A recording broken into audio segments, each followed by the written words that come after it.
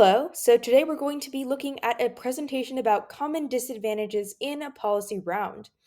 Now, note that when I say common disadvantages, I mean in general for the opposition team, but this can be good for the government team as well, just depending on how the resolution is looking.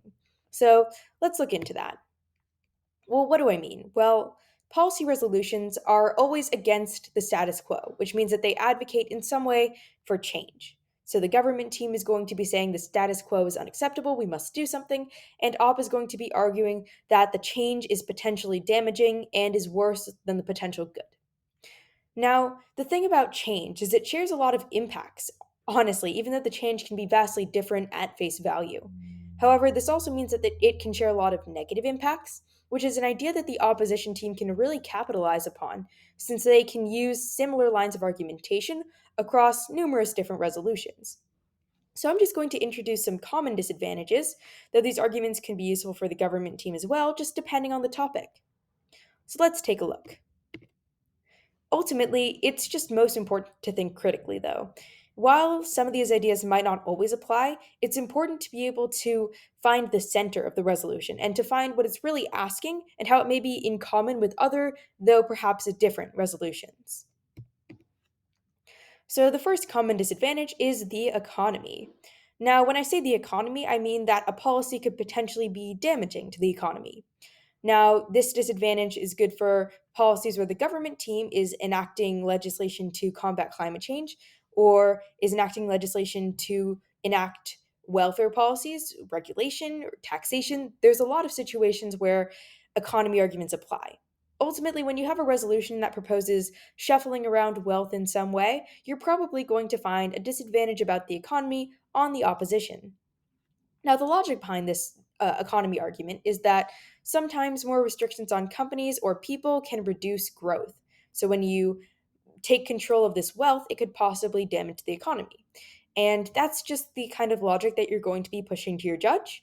A good way to ensure that it's believable is to use perhaps historical precedent or to explain the economic principles pretty carefully.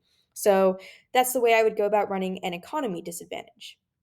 Now, you're really going to want to impact this one out because sometimes when you pit the economy against things like climate change or welfare policies, it can be difficult to tell why we should care about the economy. So, if you're going to run an economy disadvantage, you're not going to want to say something like, well, the stock market will crash, because I, just as a lay person, would have trouble finding why I would care if the stock market crashes. But if I say something like, well, people will have trouble feeding their families, putting food on the table. People have to lay off workers and they won't have a job to provide for people in need. Well, that explains a lot more why I should care about the economy rather than just the argument that the housing market might be in peril. So make sure to impact it out to people, to lives, rather than just overall ideas like, well, the stock market is fluctuating. So that's how I would put impacts for an economy disadvantage. And let's look at an example. So here's just one about increasing taxes, which can cover a wide variety of resolutions. So maybe carbon taxes could be one, or income taxes, or capital gains taxes, or net worth taxes. To be honest, increasing taxes comes up a lot in resolutions. So here's just a suggestion for a disadvantage in that situation. So here I have some data explaining my logic where I'm saying, well, if people have less money to spend, the economy will go slower and there will be reduced economic growth. And then my impacts here, talking about how small businesses are the ones hurt. Those who live paycheck to paycheck are the ones hurt. And this is where I'm going to explain to the judge why my impacts are so severe that it will hurt like people far more than the government team could ever benefit them. So that's what's really key to running an economy disadvantage. Now let's look at a political capital disadvantage. Now, key thing to remember before we just talk about the political capital argument is about this idea of fiat. Now, fiat is literally a Latin word that just means let it be made or let it be done, just literally in Latin. Now, this idea of fiat is that the government team gets to say that their plan is automatically implemented so that the gov and the op can debate the hypothetical impacts of this policy rather than just speculating on whether it will be even passed in the first place. So, what I mean by that is say I'm gov and I present a plan about increasing taxes. The opposition team could not make an argument that came up and was like, well, Mitch McConnell would never let us do that, so your plan doesn't even work in the first place. They couldn't argue that because I have fiat. I have the ability to just say, pretend this plan is passed, and let's see what would happen. So the political capital argument can't be like, well, the Republicans will never let this pass, because that doesn't work. In debate, this concept of fiat allows the government to pretend it just passes. However, the political capital argument is more subtle. It's about the potential polarizing effects that this policy may have on the political climate right now, and how that, in of itself, will do more harm than good. Not that the plan just won't pass in the first place. So let's see what resolutions this might be good for. Well, if you have a resolution about welfare, or where the agent of action in the plan text is Congress, or when you have an extremely controversial issue, this may be a good idea. So anything that you've perhaps read a lot about in the news might have a good case for a political capital argument on the op. Now, the logic behind this political capital argument is that this action or this policy will cause so much pushback and blowback from the public, from those in power, that the cost does not even justify the fight. So, the impacts here is that any good impacts this policy could cause, even if it would solve world hunger, would just eventually undo, because this polarized climate would cause any good impacts to be minimized, to be completely removed, eventually, due to this division. So, that's the idea behind a political capital argument. And now let's take a look at an example. So, a lot of debaters, for instance, come to me with issues about immigration resolutions if they're opposing it. They say, well, immigration tends to be net good, like net beneficial to the economy, so I can't run an economy disadvantage. What should I do? Immigration, in fact, is pretty healthy. Well, then I say, maybe instead of looking at immigration just as a policy, see about the potential political ramifications. So the idea is that immigration reform and this disadvantage is politically unstable and will eventually undo itself. So we say, look, historically, better policies for immigrants have caused such a pushback from people in power, such a pushback from nativists, that it actually causes stricter restrictions in the future. So, for instance, after the Civil War, after there was looser immigration laws, there became so much racism against Chinese immigrants. In fact, um, at one point, Chinese immigrants were completely banned from entering the US, that this policy didn't even end up helping them in the long run. It just ended up increasing stigmas against them, discrimination, and racism.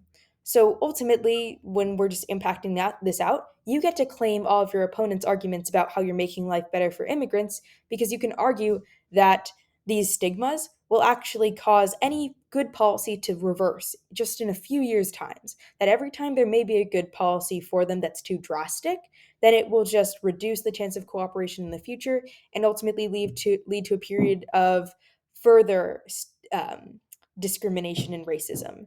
So that's a way you could use the political capital argument. And again, it doesn't work on all policies because they have to be very controversial. Even slight immigration reform probably would not be a great situation where you want to use the political capital argument. But in broad sweeping changes, especially ones that have been in the news lately, it may be a good idea to use the political capital argument. All right, now let's look at the increasing instability argument. And now, when we look at this argument, it's going to mostly be on international resolutions. So, if you have an actor that's maybe not the United States, or when you have the United States doing something to a foreign government.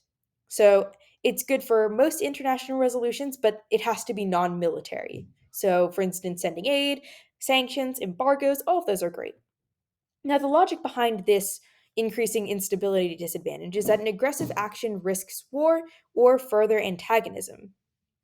Now, important about this is that it applies whenever you're dealing with a hostile foreign power.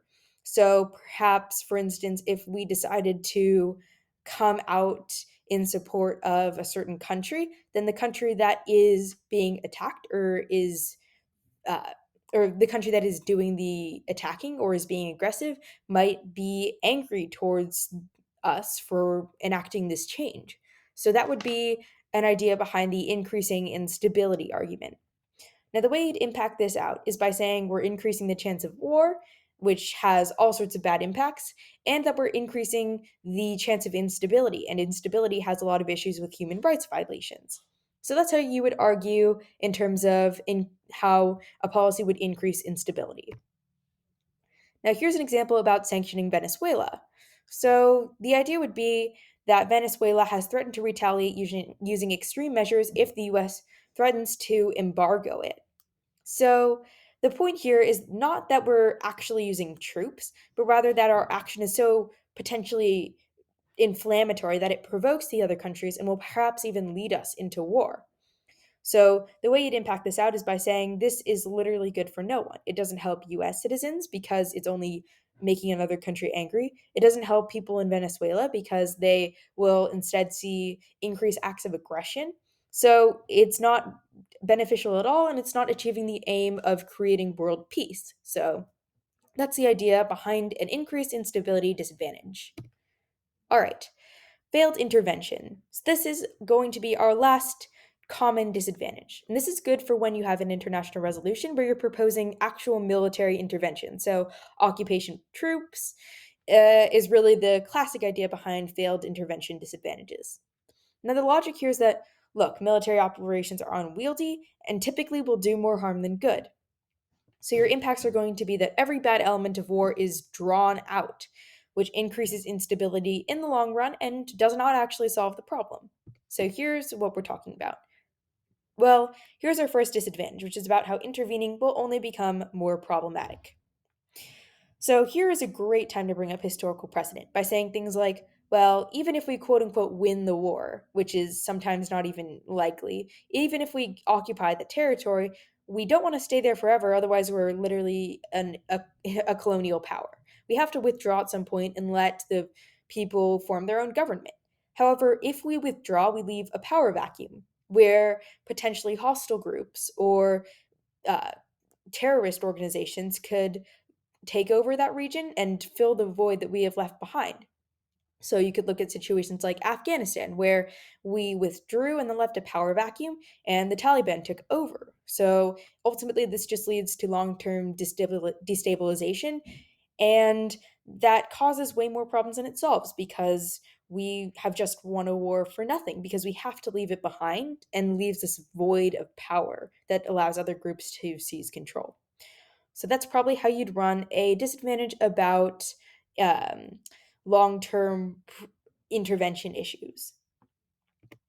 So ultimately, many resolutions can share underlying themes and concepts. It's up to you to find them, identify them, and apply them to the specific resolution. So make sure to connect very clearly to the policy that you're talking about. So, for example, if you have a resolution, this House would send military aid to Myanmar, then as the opposition team, you could probably bring up some arguments about increasing instability and angering the government that has instated itself in Myanmar and ultimately remember that as a debater, you don't have to literally deny everything that your opponents bring up because sometimes they can be right, and that's fine. However, you can outweigh them. You can point out that the costs are way more than the potential benefits, and that's really what you're going to be considering in a policy round.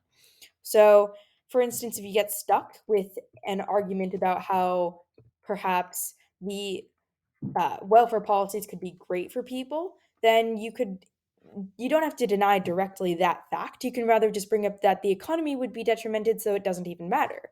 So this pulling and pushing is vital to how the opposition team gains grounds with the judge and with their opponents. So, with that being stated, thank you so much for listening, and I hope you learned something.